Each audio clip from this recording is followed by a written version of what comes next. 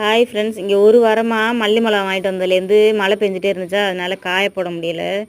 இன்றைக்கி தாங்க வெயில் அடிச்சிச்சு, நல்லா லேசாக அது பூத்தும் போச்சு லேசாக. அதனால் லேசாக வறுத்துட்டு காய போட்டிருக்கேன்.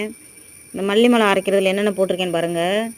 பொட்டுக்கடலை, கடலைப்பருப்பு, கருஞ்சீரகம், வெந்தயம், சின்ன சீரகம், பெரிய சீரகம், கறி மசாலா பட்டை இலை, கறி மசாலா பட்டையோட பட்டை, அந்த பூவு எல்லாமே போட்டிருக்கேன். கரிஞ்சீரகம் எதுக்குன்னா, கரிஞ்சீரகம் கசகசாலாம் போட்டிருக்கேன். எதுக்குன்னா நமக்கு நல்லது, அது உடம்புக்கும் நல்லது. அதனால் அது வறுத்துட்டு லேசாக நல்லா காய வச்சாலுமே நல்லா வறுத்துட்டு அரைச்சிக்கோங்க. அதில் கொஞ்சம் கருவேப்பிலையும் வறுத்துட்டு சேர்த்துக்கோங்க, நல்லது. இது எல்லாம் போட்டு நான் அரைச்சி அது மாதிரி செஞ்சுருக்கேன், நல்லா இருந்திருக்கு. உங்களுக்கெல்லாம் இது மாதிரி யாருக்கும் வேணும்னு சொன்னால் எனக்கு ஃபோன் பண்ணுங்கள், இல்லைன்னா மெசேஜ் பண்ணுங்கள். நான் உங்களுக்கு அரைச்சி ஆர்டர் பண்ணி விட்றேன்.